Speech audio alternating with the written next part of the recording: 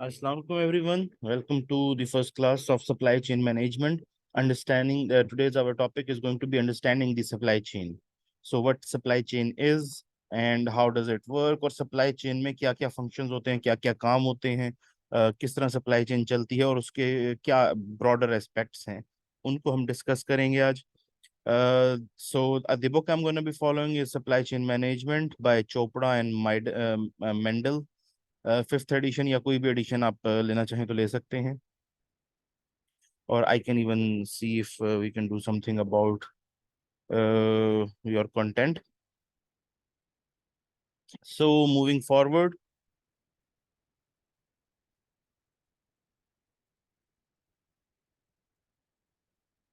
Learning objectives हमारे इस chapter के क्या हैं. So the first one is to discuss the goals of a supply chain and explain the impact of supply chain decisions on the success of a firm. तो क्या goals होते हैं एक सप्लाई चेन के और उसका इम्पैक्ट क्या होता है एक फर्म की सक्सेस के ऊपर. क्यों ये इतनी इंपॉर्टेंट है एक फर्म की सक्सेस के लिए? बिकॉज आज की दुनिया में जब एक प्रोडक्ट के लिए रॉ मटेरियल के एक कंट्री से आता है, उसकी मैन्युफैक्चरिंग दूसरी कंट्री में होती है और उसकी असेंबली तीसरी कंट्री में होकर वो सेल किसी और कंट्री में हो रही होगी, तो it's very important to have a good supply chain. उसके बगैर आपकी फर्म की सक्सेस बहुत मुश्किल हो जाती है. और स्पेशली टुडे जिस वक्त हम इस दुनिया में रहते हैं, तो हमारे पास ऐसी बहुत सी बड़ी बड़ी कंपनीज हैं. मैं किसी छोटी कंपनी की बात नहीं कर रहा हूं, बहुत बड़ी बड़ी कंपनीज जो अपना प्रोडक्ट जो वो बेच रही हैं वो खुद बनाती ही नहीं है, वो आगे सब लेट कर देती किसी और को बनाने के लिए. तो वहां पर भी सप्लाई चेन की मैनेजमेंट बड़ी इंपॉर्टेंट होती है. मैं आपको इसकी एग्जांपल दे सकता हूँ, जैसे कि एप्पल.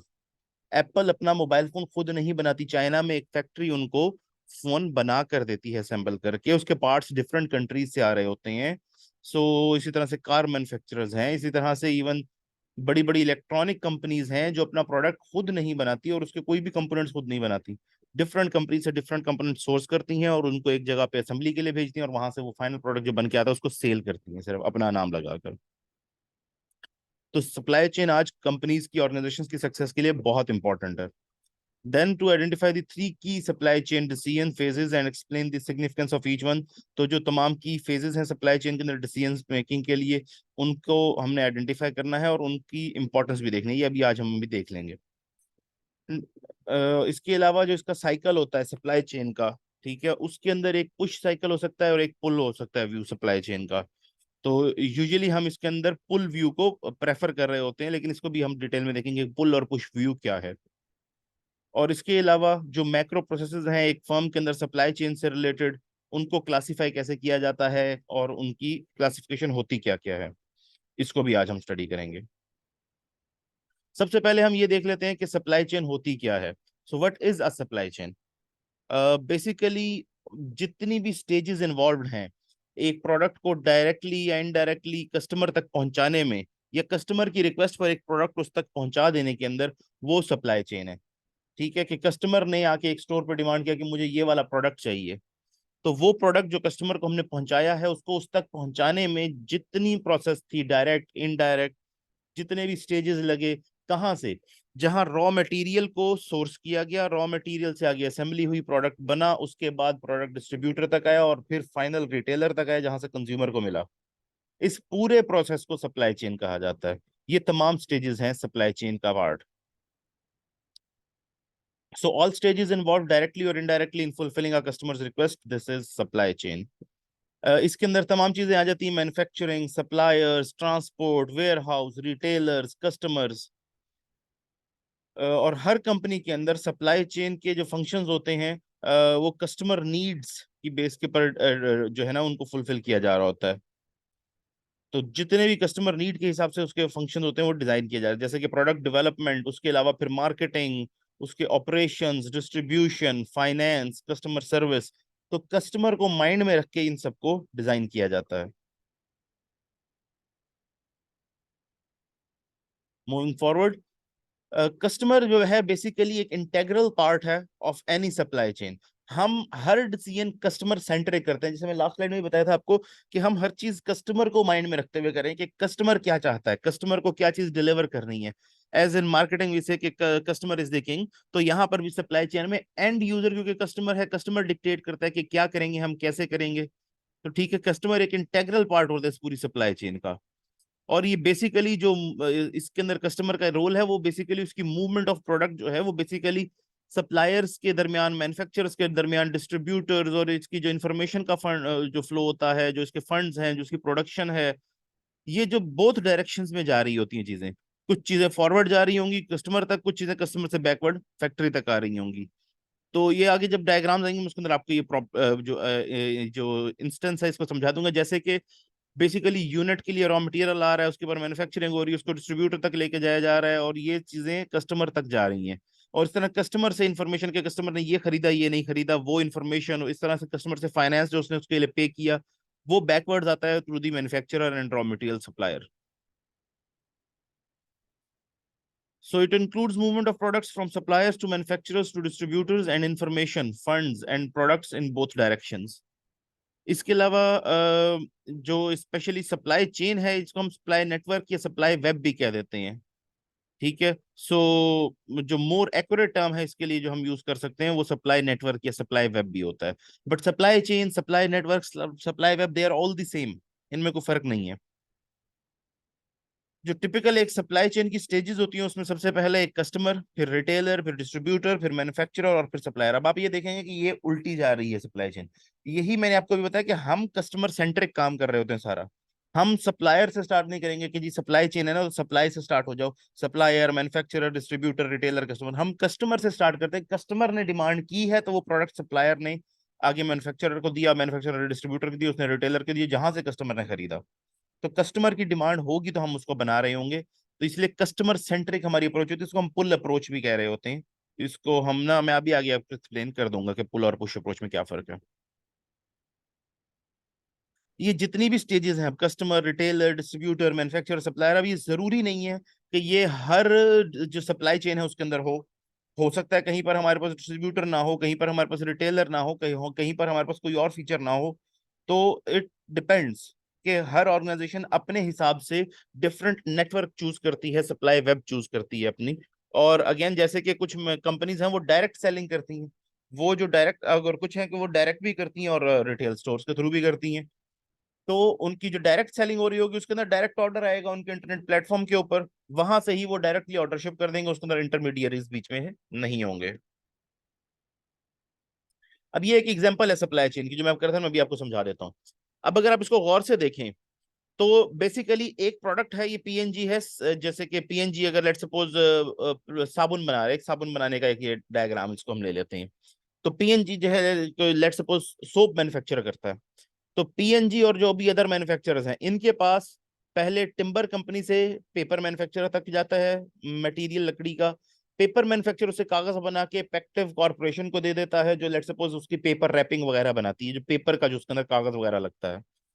और वो फिर आगे पीएनजी को और अदर मैन्युफैक्चरर जितने भी और हैं, पीएनजी के अलावा अगर कोई और कंपनी भी बना रही है तो उन सबको वो पेपर तो उन सब ने यूज करना है ना साबुन को पैक करने के लिए। इसी तरह से केमिकल मैन्युफैक्चरर है जिससे वो केमिकल जो भी इसके अंदर यूज होता है साबुन को बनाने के लिए, जो साबुन का दाना होता है बेसिकली। और फिर प्लास्टिक प्रोड्यूसर जो है वो वहां से प्लास्टिक जो कि उसकी रैपिंग वगैरह के अंदर यूज हो रहा होता है स्पेशली, वो भेजता है पीएनजी और अदर सप्लायर्स को अपना माल। ये डायरेक्ट भी भेज सकते हैं, इनडायरेक्टली भी भेजते हैं। अब इन सब का जो सामान है यहाँ से रॉ मटेरियल यहाँ पर पहुंच जाता है मैन्युफैक्चरर के पास, यहाँ ये मैन्युफैक्चर करते हैं इसे सोप, जो आगे वॉलमार्ट और थर्ड पार्टी डिस्ट्रीब्यूटर्स के पास जाता है, वो वॉलमार्ट के स्टोर्स में चला जाता है डिस्ट्रीब्यूटर से, और जो डिफरेंट स्टोर्स हैं उन स्टोर से फिर आगे कस्टमर तक चला जाता है। अब यहाँ पर रॉ मटेरियल इस स्टेज से शुरू होता है टिम्बर और ये केमिकल से, और यहाँ से रॉ मटेरियल इधर मैन्युफैक्चरर तक जाता है, मैन्युफैक्चरर से इधर आगे जाता है कस्टमर तक। ये आगे बीच में डिस्ट्रीब्यूटर और रिटेलर्स आ गए हैं। अब ये उसके सप्लायर्स हैं, ठीक है। तो रॉ मटेरियल यूं सप्लाई करते हुए यहाँ तक फाइनल प्रोडक्ट पहुंचता है, और कस्टमर से पीछे इंफॉर्मेशन, यहाँ से जो बैकवर्ड्स इंफॉर्मेशन चीजें आती हैं वो इंफॉर्मेशन होती है, वो उसका फीडबैक होता है, वो कस्टमर की जो दी हुई पेमेंट होती है, बिकॉज यहाँ ये अपनी पेमेंट रख लेंगे, उसके अलावा बाकी पेमेंट तो इन्होंने पीएनजी को करनी है, डिस्ट्रीब्यूटर को देंगे, डिस्ट्रीब्यूटर इनको पेमेंट करेगा, ये पीछे अपने सप्लायर्स को पेमेंट करेंगे। तो पेमेंट बैकवर्ड्स आती है और इन्फॉर्मेशन बैकवर्ड्स आती है कि कस्टमर ने ये वाला साबुन पसंद किया है, दूसरे वाला नहीं किया, ताकि उतनी ही प्रोडक्शन उस सोप्स की जाए, एक्स्ट्रा ना की जा रही हो किसी गलत प्रोडक्ट की production. So customer is very important कि कस्टमर से हमें इन्फॉर्मेशन मिल रही होती है, तो इन्फॉर्मेशन भी सप्लाई चेन का पार्ट है। अब हम जरा ये एग्जांपल देख ले, थोड़ी सी कॉम्प्लिकेटेड है क्योंकि यहाँ एरोस वगैरह नहीं है, तो भी आपको शायद समझ ना है, मैं आपको इसको समझाने की कोशिश करता हूँ। एक सप्लाई चेन में फ्लोज कैसे हो रहे होते हैं। अब बेसिकली एक प्रोडक्ट के लिए मल्टीपल रिटेलर्स उसको सप्लाई कर रहे होंगे। जैसे कि अब अगर आपने एक सिंपल सा सोप परचेज करना है, तो लेट्स सपोज सोप है कंपनी ए का, तो कंपनी ए का सोप एक दुकान पे होगा, दूसरी पे होगा, तीसरी पे भी होगा, और कई डिस्ट्रीब्यूटर भी हो सकते हैं उनके, हो सकता है एक ही डिस्ट्रीब्यूटर, हो सकता है एक से ज्यादा डिस्ट्रीब्यूटर हो। इसी तरह से मैन्युफैक्चरर अब उसका एक ही होगा, उसके मल्टीपल मैन्युफैक्चरर तो होंगे नहीं, कि कंपनी ए का जो सोप है वो डिफरेंट मैन्युफैक्चर, तो एक मैन्युफैक्चरर होगा उसका। अब उसके सप्लायर मल्टीपल हो सकते हैं। ठीक है। सो इन दिस एग्जांपल अगर आप देखें, तो लेट सपोज अब ये सोप बनाता है एक मैन्युफैक्चरर नंबर ए जो है ये वाला, ठीक है। इस मैन्युफैक्चरर के पास सप्लाई जो आती है रॉ मटेरियल की, वो इस सप्लायर से भी आती है, इससे भी आती है, हो सकता है इससे भी कोई सप्लाई आती हो। डिपेंड करता है वो किस किस से सप्लाई ले रहा है और कितना बड़ा ऑपरेशन है उसका। अगर छोटा ऑपरेशन हो तो एक दो से भी काम चल जाएगा, अगर ज्यादा से सप्लाई ले लेगा तो हो सकता है ये तीनों इसको सप्लाई करें। ये देखें तीनों का कनेक्शन बना हुआ है इसके साथ। ठीक है। और दूसरा ऑप्शन जो इसके अंदर है वो ये होगा कि जब ये इसके पास माल आ जाएगा, तो ये सप्लाई मैन्युफैक्चर इसको मैन्युफैक्चर करेगा और आगे डिस्ट्रीब्यूटर को दे देगा। अब हो सकता है इसका एक डिस्ट्रीब्यूटर है, इसके दो डिस्ट्रीब्यूटर हैं, दो से ज्यादा डिस्ट्रीब्यूटर्स हैं, डिपेंड्स ऑन दैट। तो लेट्स सपोज दो डिस्ट्रीब्यूटर्स हैं, तो इसने आगे इस डिस्ट्रीब्यूटर को और इस डिस्ट्रीब्यूटर को माल दे दिया। अब इन डिस्ट्रीब्यूटर्स ने आगे रिटेलर्स को देना है, तो ये आगे रिटेलर्स को दे रहे हैं, ये रिटेलर को इसको दे रहा है, ये इस वाले को भी दे रहा है, ये इस रिटेलर को भी दे रहा है, इसको भी दे रहा है और इस वाले को भी दे रहा है। अब ये सारे रिटेलर्स तक माल पहुंच रहा है इन दो डिस्ट्रीब्यूटर से, क्योंकि रिटेलर हम ज्यादातर भेजते हैं, और उनसे जितने कस्टमर उन रिटेलर से परचेज करते हैं उन सब तक वो माल पहुंच जाता है। सो यू सी इनका और हो सकता है कुछ चैनल जहां से जो सप्लायर है वो कोई चीज आगे भेज देता हो डायरेक्टली। इस तरह से मैन्युफैक्चरर है वो चीज डायरेक्टली कस्टमर को भेज देता हो ऑनलाइन सेल्स के थ्रू, या डिस्ट्रीब्यूटर तक जाती हो, या सिर्फ रिटेलर तक भेज देता हो, रिटेलर आगे कस्टमर को भेज देता हो। तो ये पॉसिबिलिटीज भी होती है। तो ये एक बड़ा कॉम्प्लेक्स किस्म का नेटवर्क होता है एक सप्लाई चेन का।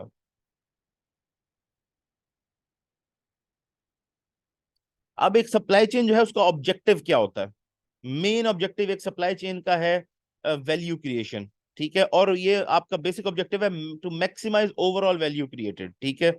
जितनी ओवरऑल वैल्यू आप क्रिएट कर सकते हैं वो उसको मैक्सिमाइज करना है आपने।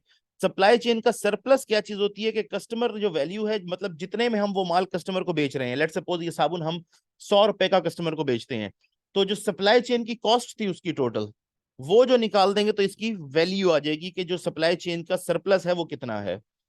तो हम अपनी सप्लाई चेन की सारी कॉस्ट लगा करके जी वो सप्लायर से खरीदा, फिर मैन्युफैक्चर किया, फिर मैन्युफैक्चरर से आगे गया डिस्ट्रीब्यूटर रिटेलर तक, तो साबुन बना है 70 रुपए का, और आगे हमने कस्टमर को 100 रुपए का बेचा, तो ये जो 30 रुपए हैं ये हमारी सप्लाई चेन का सरप्लस है। और हमारा ऑब्जेक्टिव यही होता है इस सरप्लस को मैक्सिमाइज करना है, हमने मैक्सिमाइज करनी overall value created through this supply chain. ठीक है। Let me show you this with an example. ठीक है। A customer purchases a wireless router from Best Buy for $60 revenue. तो जो उसने वो खरीदा है किसी एक वेबसाइट से $60 का, अब ये उसकी वो रेवेन्यू है, ये उसकी वो वैल्यू है। और सप्लाई चेन की जो इनकर हुई कॉस्ट, इंफॉर्मेशन की, स्टोरेज की, ट्रांसपोर्टेशन की, कंपोनेंट्स की, असेंबली की, जितनी भी कॉस्ट थी, वो सारी कॉस्ट हम उसमें से माइनस कर देंगे तो हमारा सरप्लस निकल आएगा। So difference between the $60 and the sum of all those cost जो सप्लाई चेन के अंदर हमें हुई, तो वो हमारा सप्लाई चेन का प्रॉफिट हो जाएगा। सप्लाई चेन की प्रॉफिटेबिलिटी जो है वो basically total profit to be shared across all stages of the supply chain, उसके ऊपर देखी जा रही होती है कि सप्लाई चेन की तमाम जो स्टेजेस हैं उन तमाम के ऊपर ओवरऑल प्रॉफिट क्या आया है। जो सक्सेस इसकी मैयर की जाती है ना, वो बेसिकली इस तरह से टोटल सप्लाई चेन की प्रॉफिटेबिलिटी क्या है। प्रॉफिट जो कि एक इंडिविजुअल स्टेज के ऊपर, मतलब कि सप्लायर का या मैन्युफैक्चरर का या डिस्ट्रीब्यूटर का या रिटेलर का प्रॉफिट नहीं देखा जाता, ओवरऑल देखा जाता है कि ओवरऑल सप्लाई चेन प्रॉफिटेबल है, ओवरऑल सप्लाई चेन के अंदर वैल्यू है, या फिर ओवरऑल में नहीं है। अगर ओवरऑल में वैल्यू है, किसी एक जगह के ऊपर कोई थोड़ा सा डिफरेंस भी आ रहा है, उससे फर्क नहीं पड़ता, उसकी सक्सेस जो है वो इस बात पर डिपेंड करती है कि ओवरऑल सप्लाई चेन में प्रॉफिटेबिलिटी है कि नहीं है।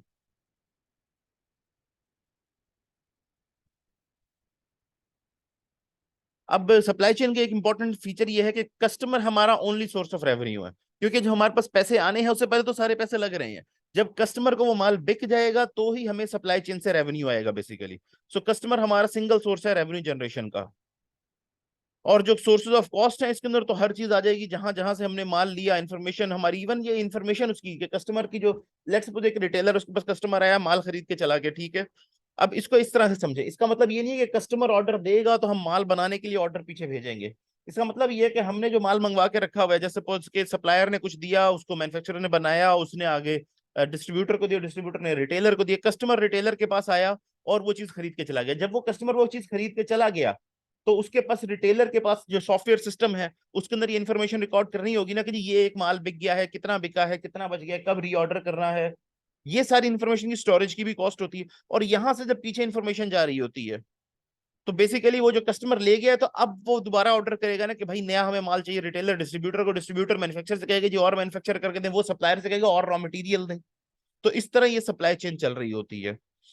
तो इसके अंदर जो इंफॉर्मेशन है उसको स्टोर करना, उसकी प्रोसेसिंग, उसको फिर सारी सप्लाई चेन को प्रोवाइड करना ताकि उसके हिसाब से सही प्रोडक्ट है। लेट सपोज सोप जो है, लेट सपोज दो फ्रेग्रेंस में आता है, एक फ्रेग्रेंस उसकी जो है वो जैस्मिन है और एक रोज है। लेट सपोज जैस्मिन फ्रेग्रेंस का जो सोप है वो ज्यादा डिमांड में as compared to rose fragrance. तो डेफिनेटली अगर आप सिर्फ रोज फ्रेग्रेंस का सोप बना बना के डिस्ट्रीब्यूट करते जाएंगे आगे ज्यादा, तो उससे नुकसान होगा ना, क्योंकि वो बिक नहीं रहा, दूसरे वाला ज्यादा बिक रहा है। तो आपको वो बनाने के लिए तो ये इन्फॉर्मेशन आप तक आएगी, मैन्युफैक्चरर तक, सप्लायर्स तक, तो वो वही इंग्रेडिएंट्स ज्यादा मंगवाएंगे और उसके ऊपर ज्यादा काम करेंगे। तो ये इन्फॉर्मेशन स्टोर करके पूरी सप्लाई चेन को पहुंचाना भी एक सप्लाई चेन का इंपॉर्टेंट पार्ट पार्ट होता है, ठीक है। सो जितनी भी सोर्सेज होती हैं इसके अंदर कॉस्ट की, उसके अंदर सारे फ्लोज आ जाते हैं इंफॉर्मेशन के, प्रोडक्ट्स के, फंड्स के, between these different stages of the supply chain, कि कितने देर का क्रेडिट होगा, कितना क्या होगा, और कब फंड्स इनको डिस्ट्रीब्यूट होंगे, कब प्रोडक्ट डिस्ट्रीब्यूट हो रहा होगा किस तरह से, और इन्फॉर्मेशन कैसे फ्लो करेगी। ये तमाम कॉस्ट के सोर्सेज हैं। इन सब से कॉस्ट आती है, सिर्फ जो एक कस्टमर है वो हमारा रेवेन्यू का सोर्स है। और अगर हम एक इफेक्टिव सप्लाई चेन मैनेजमेंट की बात करें, तो it is the management of flows between and among supply chain stages to maximize total supply chain surplus. ठीक है, जो एक इफेक्टिव सप्लाई चेन होगी वो बेसिकली इस फ्लो को इस तरह से इफेक्टिवली मैनेज करेगी कि उसका जो सप्लाई चेन का सरप्लस है वो मैक्सिमाइज हो जाए, कॉस्ट कम से कम लग रही हो और जो सरप्लस है वो ज्यादा से ज्यादा हो। अब लेट सपोज आपने एक जगह से, एक डेस्टिनेशन से दूसरी डेस्टिनेशन तक माल भेजना है। अब उसमें आपको ये दो तीन चीजें कंसीडर करनी होंगी कि जैसे कि लेट सपोज आप ट्रक पे भेज रहे हैं माल, तो वो अगर ट्रक आधा खाली जाता है तो दैट बिकम्स अ प्रॉब्लम ना, कि उसकी कॉस्ट आप पे कर रहे हैं और वो कॉस्ट अब बाकी जो यूनिट्स भेजे गए हैं उनके पर भी डिवाइड हो जाएगी। अगर वो पूरा भरा हुआ जाता तो वो तमाम यूनिट्स पर डिवाइड होती है, अब आधे यूनिट्स गए तो उनके पर डबल कॉस्ट लग जाएगी। तो आपने इस कॉस्ट को भी मेंटेन करना होता है कि जितनी कॉस्ट आपकी सप्लाई चेन के अंदर कम होगी उतना ही आपका सप्लाई चेन का सरप्लस ज्यादा होगा। इसी तरह से जब वो ट्रक वापस आएगा तो वो अगर खाली वापस आ रहा है, वहां से कोई और उसके साथ आपकी सर्विस, ये किस तरह की डिस्ट्रीब्यूशन का ये चैनल नहीं है, तो अगेन आपको वो कॉस्ट भी बेयर करनी पड़ रही है उन्हीं यूनिट्स के ऊपर। जबकि अगर वो कोई और चीज ट्रांसपोर्ट कर लेता है या उसके अंदर कोई और फीचर हो सकता था, कोई और काम हो सकता था उससे, तो that would have reduce the cost, ठीक है, पर यूनिट। अब एक जो सप्लाई चेन के डिसीजंस होते हैं उनकी इंपॉर्टेंस क्या है, उनकी सिग्निफिकेंस क्या है, ठीक है। जो सप्लाई चेन जो है, अच्छा इसके अंदर एक चीज जो पीछे मैं मिस कर आया हूँ वो ये भी है कि एक तो था ना ये सरप्लस बढ़ाने के लिए और सप्लाई चेन को मैक्सिमाइज और इफेक्टिव करना होता है हमने, एक होता है डिजास्टर के केस के अंदर सप्लाई चेन की मैनेजमेंट। ये तो है नॉर्मल कॉर्पोरेट केसेस के अंदर ना, कि जो कॉर्पोरेट हम सप्लाई चेन कर रहे हैं उसके अंदर तो हमारा पर्पस ये है कि इसको कॉस्ट इफेक्टिव होना चाहिए और बेसिकली इसको टाइमली भी होना है, कॉस्ट इफेक्टिव भी होना है, इफेक्टिव भी होना है, हर तरह से माल की सप्लाई भी करना है, इंश्योर करना है कि हो, डिलेज भी ना हो। ये सारे काम इसने करा, लेकिन सबसे बड़ा इंपॉर्टेंट इसका फीचर होता है कि इसने कॉस्ट इफेक्टिव होना है। जबकि जब डिजास्टर मैनेजमेंट की आप सप्लाई चेन कर रहे होते हैं, डिजास्टर सप्लाई चेन मैनेजमेंट, उस केस के अंदर आपका सबसे प्रायोरिटी जो इसके अंदर होती है वो कॉस्ट नहीं होती, उस केस में प्रायोरिटी होती है टाइम की, कि एज सून एज पॉसिबल आप जहां पर डिजास्टर हुआ है वहां तक सप्लाई पहुंचाएं। ठीक है, तो वहां कॉस्ट उतना इंपॉर्टेंट नहीं रह जाती, उस वहां पर आपकी सबसे ज्यादा इंपॉर्टेंट हो जाती है चीज के रिस्पॉन्स सबसे ज्यादा पहले पहुंचाया जाए वहां तक। जब तक रिस्पॉन्स नहीं पहुंचेगा तो वहां हेल्प कैसे पहुंचेगी। Moving forward, importance of supply chain decisions के, उनकी डिसीजंस की इंपॉर्टेंस क्या होती है, तो ये कुछ एग्जांपल्स हैं जैसे आपको ये आइडिया हो जाएगा कि सप्लाई चेन से कितना बिजनेस के ऊपर फर्क पड़ता है, कितना बिजनेस को फायदा होता है। अगर आप वॉलमार्ट की एग्जांपल लें, तो इनकी 1980s के अंदर $1 बिलियन की सेल्स थी। सप्लाई चेन के इंप्रूवमेंट से, डिसीजंस के अंदर इंप्रूवमेंट से 2010 में इनकी आज सेल्स $408 बिलियन की हैं। इसी तरह से 7-Eleven जापानीज फर्म है, इनकी 1 बिलियन येन की सेल्स थी 1974 में, और अब ये 3 ट्रिलियन येन्स की हो चुकी है 2009 के अंदर, again due to the importance of supply chain decisions जो इन्होंने किए हैं। इसी तरह से वीबवान जो है ये फोल्डेड होगी इन 2 years। इसी तरह से बॉर्डर्स, $4 बिलियन की इनकी सेल थी 2004 में, और अब 2009 के अंदर $2.8 बिलियन की सेल है। इसी तरह से डेल कंप्यूटर्स की $56 बिलियन की सेल थी 2006 में, और इन्होंने new supply chain strategies adopt की हैं उसके बाद से, ताकि इसको इंप्रूव किया जाए। इसको इंक्रीज करके 2006 में इतना इंक्रीज कर दिया गया है इसको। तो ये जो कम हुई है, इसका भी बता दूं कि ये सप्लाई चेन के बैड डिसीजंस की वजह से हुई है। अब वो जो तमाम इंपॉर्टेंट डिसीजन फेजेस होते हैं एक सप्लाई चेन के अंदर, एक सप्लाई चेन के सर्टेन डिसीजन फेजेस हैं जो बहुत इंपॉर्टेंट होते हैं। जैसे कि सप्लाई चेन की जो सबसे पहली और सबसे इंपॉर्टेंट चीज होती है वो स्ट्रेटेजिक लेवल के ऊपर डिसीजन मेकिंग है, स्ट्रेटेजी या डिजाइन। ठीक है, तो इसे हम कहते हैं सप्लाई चेन स्ट्रेटेजी या सप्लाई चेन डिजाइन। बेसिकली ये स्ट्रेटेजिक डिसीजंस हैं। ठीक है, कि आप स्ट्रक्चर करते हैं अपने गोल्स के सेवरल ईयर्स के अंदर आपने क्या चीज अचीव करनी है। ये आपका ब्रॉड लॉन्ग टर्म गोल होता है जो स्ट्रेटेजिक लेवल का होता है, जो टॉप मैनेजमेंट डिसाइड कर रही होती है। तो how to structure the supply chain over the next several years, और उसके अंदर क्या क्या किया जा रहा होगा, क्या क्या आपके गोल्स हैं, क्या ऑब्जेक्टिव्स हैं, उनको कैसे अचीव करना है। तो अगले कई सालों में क्या क्या चीजें करनी है आपने, उसके ऊपर आपकी जो प्लानिंग होती है और आपका जो ब्रॉड ऑब्जेक्टिव होता है उसको इसके अंदर फाइनल किया जाता है।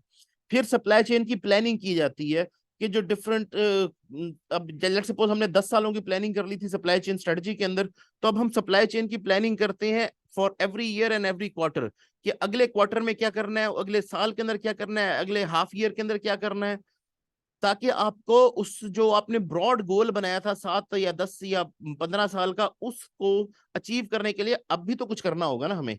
अब से हम वो एक्शन लेना शुरू करेंगे तो उन गोल्स को अचीव करेंगे, हमसे मेजरेबल को एक्शन लेने होंगे। तो वो एक्शन आप इसमें प्लान करते हैं कि अच्छा हमने अपनी सेल्स बढ़ानी थी इतनी, तो हमने इसके लिए ये करना शुरू कर दिया है, इस क्वार्टर में हमारी सेल देखें जितनी बढ़ गई है, ओवरऑल साल में हमने इतनी बढ़ानी है, ये हम बढ़ा लेंगे। और फिर थर्ड लेवल होता है सप्लाई चेन के ऑपरेशंस।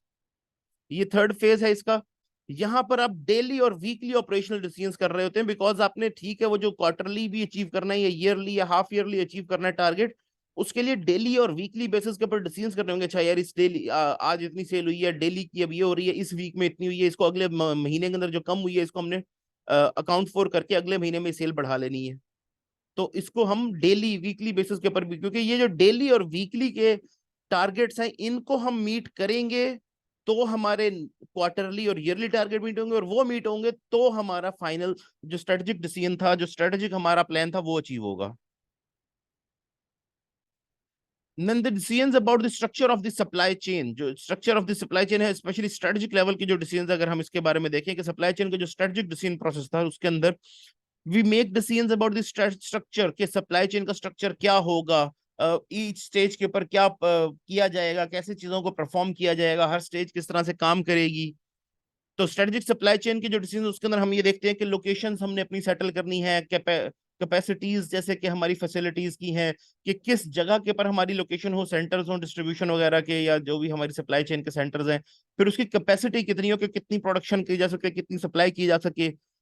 तो जो प्रोडक्ट बनाना है वो क्या है, और उसको स्टोर कैसे करना है, उसकी जो डिफरेंट लोकेशंस हैं कहाँ कहाँ उसको स्टोर करना है। अच्छा, उसको वहां तक पहुंचाना कैसे है, उसको ट्रांसपोर्ट फिर रिटेलर तक कैसे करना है, किस तरह से वो ट्रांसपोर्ट किया जाएगा। और जब कस्टमर वो परचेज करके जाएगा तो रिटेलर से इंफॉर्मेशन सिस्टम्स के थ्रू वो जो इन्फॉर्मेशन है उसको वापस किस तरह से सप्लाई चेन के अंदर फीड किया जाएगा। बाकी जो सप्लाई चेन का आपका डिसीजन है ये बेसिकली स्ट्रेटेजिक ऑब्जेक्टिव्स को आपके को सपोर्ट करता है। तो जो सप्लाई चेन का जो भी डिजाइन आप तैयार करेंगे एट स्ट्रेटेजिक स्टेज, वो आपके स्ट्रेटेजिक ऑब्जेक्टिव्स को सपोर्ट करना चाहिए। और ये तो मैं आपको पहले भी बता चुका हूँ कि जितने आपके सप्लाई चेन के डिसीजंस हैं they are usually long term. तो ये लॉन्ग टर्म के जो आपके डिसीजंस होते हैं, इसको आप कभी भी ना रिवर्स नहीं कर सकते। अगर आप इसको रिवर्स करेंगे तो आपका नुकसान होगा। आपने एक सप्लाई चेन का डिस्ट्रीब्यूशन नेटवर्क पूरा बना लिया, सब कुछ सेटअप कर लिया, सबसे कॉन्ट्रैक्ट्स हो गए, जब ऑफिस वगैरह सब कुछ सेटअप कर लिए, फिर क्या है, ओहो यहाँ नहीं बनाते, वहां बना लेते, ये नहीं करते, वो कर लेते। तो अब इसको खत्म करने के ऊपर एक अच्छी खासी कॉस्ट आएगी, अब ये आपको नुकसान देगा। अगर आप पहले ही वो चीजें सही से कर ले, इसलिए ये लॉन्ग टर्म डिसीजन होते हैं, इनको पहले ही सही से डिसाइड किया जाता है। और बाद में चेंज करना इतना आसान नहीं होता, अगर चेंज करेंगे तो बहुत एक्सपेंसिव पड़ेगा इनको डिसीजन को रिवर्स करना।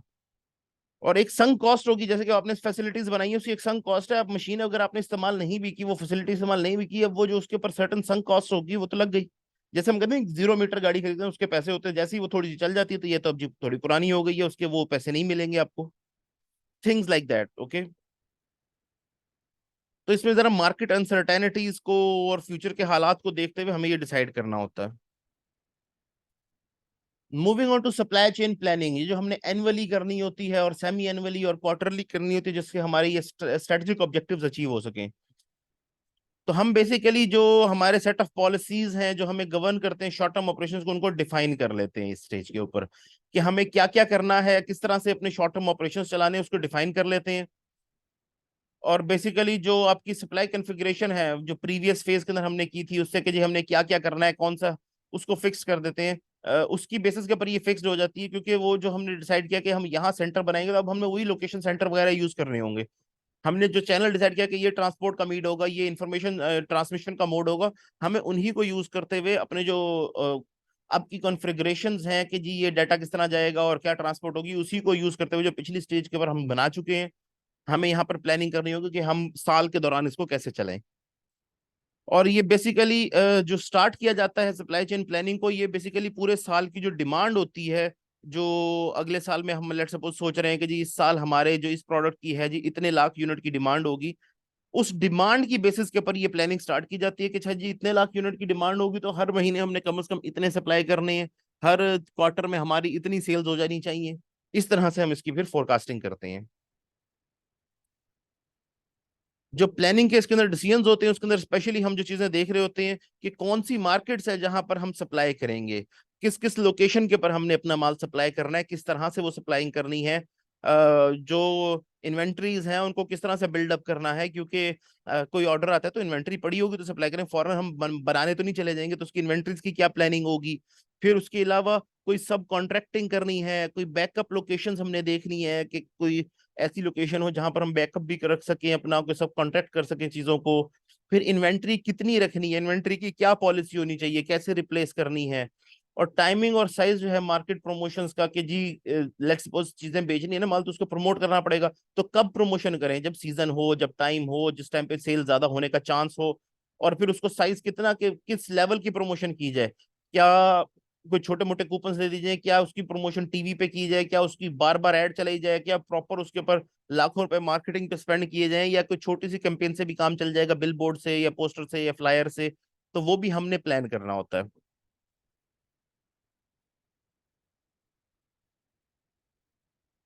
और सबसे इंपॉर्टेंट चीजें जो इसके अंदर हमने कंसीडर करनी होती है स्पेशली प्लानिंग डिसीजंस के अंदर, वो सबसे पहली चीज है डिमांड की अनसर्टेनिटी। हमने बेसिकली फोरकास्ट किया कि इतना हमारे यूनिट सेल हो जाएंगे, लेकिन demand is not something that is going to be certain. हो सकता है उतने सेल हो जाए, हो सकता है उससे कहीं ज्यादा हो जाए, हो सकता है अचानक से हमारे प्रोडक्ट के बारे में कोई मार्केट में ट्रेंड चला, उसके साथ वो बहुत ज्यादा पॉपुलर हो गया और बहुत ज्यादा बिकने लग गया। हो सकता है कि हमारे प्रोडक्ट के बारे में कोई खबर आ गई मार्केट में नेगेटिव, जिसकी वजह से अनसर्टेनिटी क्रिएट और प्रोडक्ट की सेल रुक गई। जैसे कि फॉर एग्जाम्पल ये जो था मैगी जो नूडल्स थे इंडिया के अंदर, उनके अंदर कुछ लेड या हैवी मेटल्स की टॉक्सिसिटी पाई गई, तो उसके बाद सारे के सारे नूडल्स के जो डिस्ट्रीब्यूशन थी उस सारे को वापस मंगवाया गया, प्लांट की सारी चेकअप किया गया कि कहाँ से ये जो कंटेमिनेशन है इसके अंदर हो रही है। तो उसके बाद दोबारा से उसको स्टार्ट किया गया। So you don't know how certain your demands are, how certain these things are. फिर एक्सचेंज रेट, अगर आप स्पेशली इंपोर्ट कर रहे हैं चीजों को, तो उसके अंदर एक्सचेंज रेट से बहुत बड़ा फर्क पड़ जाता है कि ये माल कितने का बनेगा, कितने के अंदर आएगा, कैसे हम आगे बेचेंगे। तो उससे प्राइस चेंज होगी, उसकी वजह से भी डिमांड चेंज हो सकती है। फिर कंपटीशन ओवर टाइम होराइजन वो चेंज होता रहता है। अब हो सकता है हमने प्लानिंग की थी कि ये डिमांड किस तरह से, क्योंकि हमारे कंपेटिटर एक सर्टेन नंबर ऑफ लोग हैं, लेकिन later on new competitors market में आ गए, उनकी वजह से हमारा कंपटीशन टफ हो गया, हमारी प्राइसेस भी चेंज हो गई, हमारी सप्लाईज के अंदर भी फर्क आ गया, तो हमारी डिमांड उतनी नहीं रही या बढ़ गई है। फिर हमारे कंपेटिटर कोई मार्केट छोड़ गया है, उसकी कोई बिजनेस के अंदर कोई मसला बन गया है। तो जैसे मैगी ने जब ने मार्केट छोड़ी इंडिया की, तो फिर नूडल्स के अंदर सिर्फ नॉर बच गया, तो नॉर ने सप्लाई किया वहां पर। और इस तरह से वहां पर एक दो और ब्रांड है चिंगी आई थिंक, तो उन्होंने सप्लाई किया। तो हो सकता है कंपेटिटर मार्केट से निकल जाए तो हमारी डिमांड बढ़ जाए, और कंपेटिटर मार्केट में कोई नया एंटर हो जाए तो हमारी डिमांड कम हो जाए, तो ये भी पॉसिबिलिटीज होती हैं इसके अंदर। Now coming to supply chain operation, जो हमारे बेसिकली डे टू डे और वीकली बेसिस के ऑपरेशंस होते हैं, कि हमने आज इतना माल सप्लाई करना है। डेफिनेटली जब हम डेली बेसिस पे माल सप्लाई नहीं कर रहे, वीकली बेसिस के ऊपर माल सप्लाई नहीं कर रहे लोगों को, डिस्ट्रीब्यूटर्स को, सॉरी रिटेलर्स को, डिस्ट्रीब्यूटर्स को, तो जब वो माल सप्लाई नहीं होगा तो हमारा क्वार्टरली गोल अचीव नहीं हो सकता। तो हमें ऑपरेशनल लेवल के ऊपर डेली और जो और वीकली बेसिस के डिसीजन होते हैं वो करने होते हैं। तो जो डिसीजंस हैं रिगार्डिंग इंडिविजुअल कस्टमर्स और ऑर्डर्स, जो कि कस्टमर डायरेक्टली को ऑर्डर प्लेस कर देता है या उसकी जो कस्टमर दुकान पे आता है और माल ले जाता है, तो उसके बारे में हमारे पास इन्फॉर्मेशन आती है ना उसके सिस्टम से, रिटेलर के इतने यूनिट बिक गए, इतने पड़े हैं। आपने कभी अगर अक्सर ये डिफरेंट स्टोर्स के ऊपर देखा हो तो आप पूछते हैं यार ये और पड़ा है ये एक चीज, तो वो अपने कंप्यूटर में चेक करते हैं जी इसके स्टॉक में हमारे पास इतने यूनिट पड़े हुए हैं, तो उसको पता चल जाता है ये इन्वेंट्री में कहीं ना कहीं पड़े हुए हैं। तो वो सिस्टम उसके थ्रू पता चलता है कस्टमर ने क्या ऑर्डर किया, क्या लेकर गया, तो कितनी चीजें बिकी और कितना और बनाने की जरूरत है, कितना और सप्लाई करने की जरूरत है।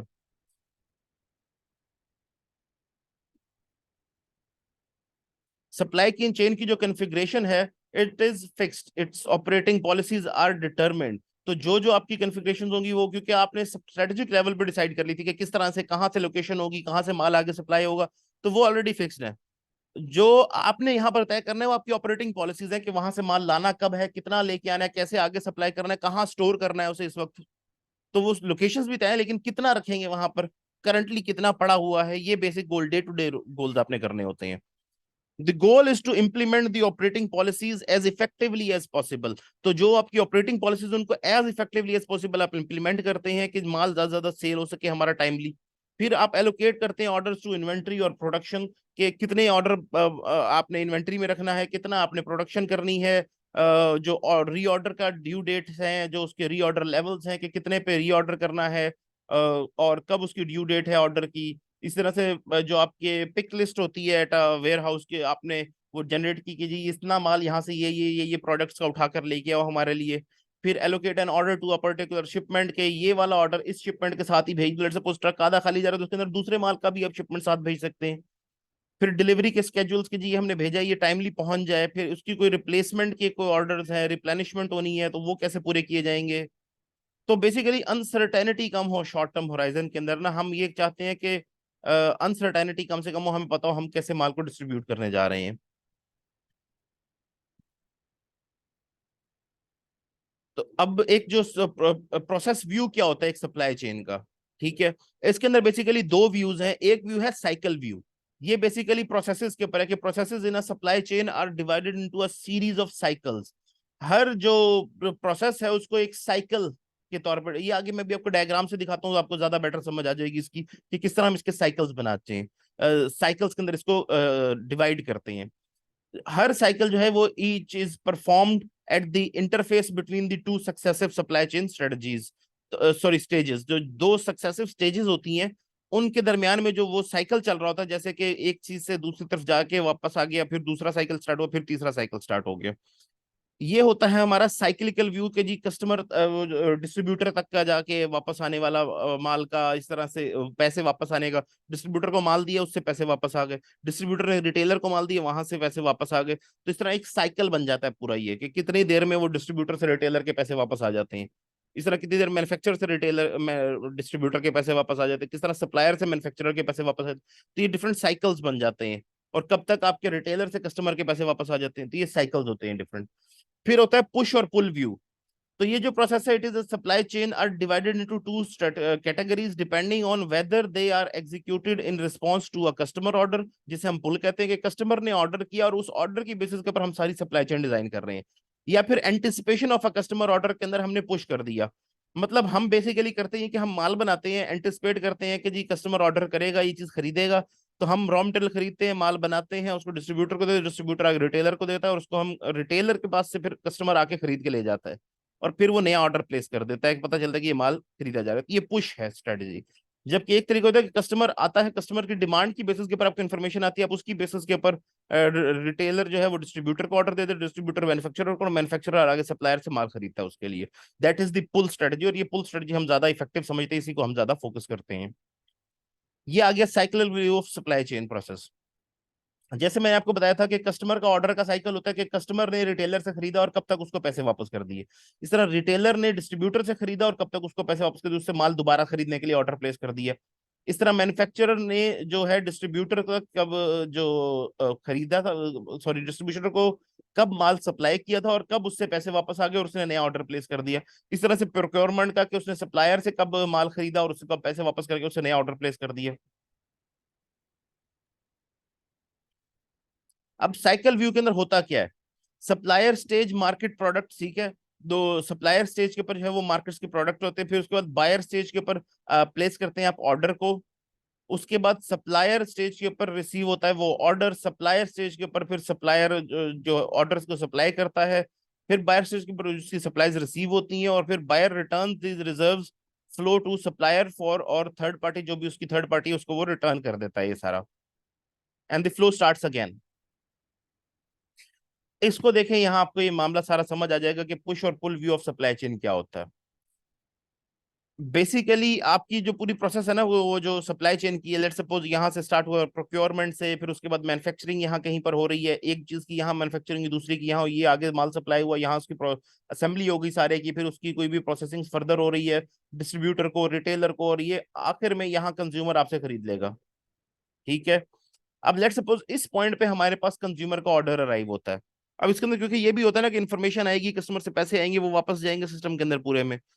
तो जिस पॉइंट के ऊपर हमारा कस्टमर का ऑर्डर आता है, और उसकी बेसिस के ऊपर अगर हम आगे सारी प्रोडक्शन की प्रोसेस चलाते हैं कि ऑर्डर आया, उसकी बेस के ऊपर सारे प्रोडक्शन प्रोसेस की जाती है, that is called the push strategy. ये देखें पुश प्रोसेस होती है यहाँ से ऑनवर्ड।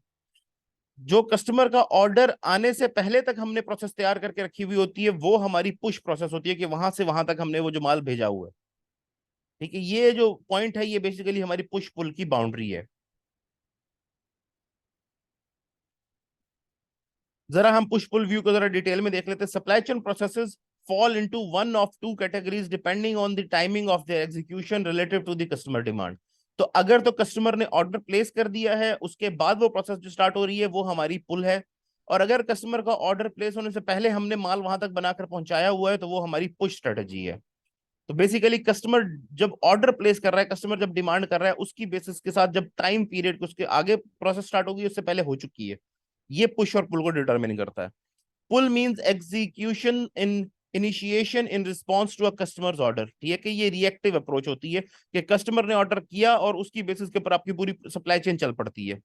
और पुश मींस कि आप एग्जीक्यूट करते हैं in an is initiated in an anticipation of customer orders, कि आप स्पेकुलेटिवली देख रहे होते हैं कि कस्टमर ऑर्डर करेगा, कस्टमर ये चीज खरीदने आएगा, तो आप उसके लिए ऑलरेडी माल बनाकर वहां तक अरेंज कर रखते हैं। पुश पुल की जो बाउंड्री है ये सेपरेट करती है push process from the pull process. अब ये कहाँ काम आता है, ये basically strategic decision related to supply chain design, और उसके अंदर किस तरह से माल आएगा, कैसे सप्लाई होगा, उसके अंदर ये सबसे ज्यादा इंपॉर्टेंस रखता है पुश और पुल का जो प्रोसेस है। बेसिकली जितना ग्लोबल व्यू है ना आज, वो बेसिकली इस बात के ऊपर कि कस्टमर के जो ऑर्डर है उसके ऊपर आपकी सप्लाई चेन का इन्हिसार होना चाहिए, वो उसके साथ रिलेटेड हो, उससे डिपेंड कर रही हो। अगेन आप डिफरेंट कॉम्बिनेशन बना सकते हैं पुश पुल का और साइकिल व्यू का, ठीक है। ये एक ऑप्शन है जो आप कर सकते हैं, डिफरेंट बिजनेस ने इसको यूज भी किया हुआ है। जैसे कि डेल जो है वो ऑर्डर आता है कस्टमर का ऑनलाइन और फिर उसको सप्लाई करता है, वो कंप्यूटर बनाकर नहीं भेज देता। अब एप्पल कंप्यूटर है वो अपना लैपटॉप और कंप्यूटर वगैरह बनाकर सप्लाई कर दे, ये पड़ा हुआ है जी, जिसने जो खरीदना खरीद ले। जबकि डेल के पास ऑर्डर आएगा कस्टमर का और वो उसके अकॉर्डिंग स्पेसिफिकली उसको तैयार करेगा कंप्यूटर को और उसको डिलीवर कर देगा। दोनों का मॉडल डिफरेंट है, पुश पुल इसके अंदर दोनों के अंदर डिफरेंट है। और स्पेशली जो प्रोपोर्शन है कि कितना पुश है और कितना परसेंट पुल है। अब जैसे कि पुश के अंदर डेल के अंदर मैं आपको एग्जांपल दूं, तो उनके पास कुछ चीजें हैं जो उन्होंने पहले से मंगवा के रखनी है। उन्होंने डिफरेंट कैपेसिटीज की रैम, डिफरेंट कैपेसिटीज के प्रोसेसर, डिफरेंट मदरबोर्ड्स और सिस्टम्स और उनकी स्पेसिफिकेशन वो मंगवा के रखने, वो उनका पुश प्रोसेस है। जब कस्टमर का ऑर्डर आएगा और उसकी बेसिस के ऊपर वो तैयार इंस्ट्रक्शन देंगे कि जी ठीक है जी, ये वाला रैम, ये वाली हार्ड डिस्क, ये वाली चीजें मिक्स करके एक सिस्टम बनाकर कस्टमर को डिलीवर करें, वो उनका पुल होगा। अब हर कंपनी का ये डिफरेंट हो सकता है। एप्पल कंप्यूटर्स उन्होंने मंगवा कर सारा असेंबल करके बनाकर डिफरेंट डिफरेंट डिवाइसेस रख दिए हुए हैं। अब कस्टमर रिटेल स्टोर पे जाकर अपना वो ऑर्डर देकर वो चीज उठा लेगा, और कस्टमर कभी वेबसाइट पे भी ऑर्डर प्लेस कर सकता है, जाके रिटेल स्टोर से भी उठा सकता है, उसके घर भी पहुंच सकता है। तो वो दोनों ऑप्शन वहां पर उन्होंने दिए हुए हैं। तो that is the push and pull process. अब ये अगर आप इसको इस कॉन्टेक्स्ट में देखें, ये यहां से आपको अच्छे से ये बात समझ आ जाती है। कस्टमर ने ऑर्डर इस पॉइंट पे किया, इससे पहले तक जो माल आपने मंगवा के रखा उसकी प्रोक्योरमेंट किया, वैसे वो रॉ मटेरियल जैसे कि आपको रैम्स चाहिए डिफरेंट चीज, तो वो रैम आपने किसी से मंगाई सप्लायर से, उससे पहले उसने किसी ने मैन्युफैक्चर किया, उससे पहले किसी से उसने रॉ मटेरियल खरीदा। तो वहां से जब ये आप तक आ गई, अब उसके बाद कस्टमर का ऑर्डर है, आपने उसको असेंबल किया और फिर आगे सप्लाई किया उस तक, तो वो एक पूरी प्रोसेस अलग चल पड़ती है, वो पुल प्रोसेस है, ये पीछे वाली पुश प्रोसेस थी, ठीक है। तो कस्टमर ऑर्डर का साइकिल जो होता है वो बेसिकली पुल प्रोसेस के अंदर आता है। अगर आप ये देखें ना साइकिल को, अगर हम इसके साथ रिलेट करें, तो ये जहां ऑर्डर आया इससे ऊपर ऊपर का जो ये कस्टमर ऑर्डर का साइकिल होता है पूरा, तो ये कस्टमर ऑर्डर साइकिल है जो पुल वाली प्रोसेस है। इससे नीचे वाली जो पुश प्रोसेस है ये बेसिकली रिप्लेनिशमेंट और मैन्युफैक्चरिंग का साइकिल और प्रोक्योरमेंट का साइकिल है कि सप्लायर से माल हमने खरीदा और फिर उसको रिप्लेनिश करके उसको मैन्युफैक्चर किया है। अगर किसी का कोई क्वेश्चन हो तो वो मुझसे पूछ सकता है। वैसे टाइम एंड होने वाला है तो ये मीटिंग एंड हो जाएगी। I will share a new link.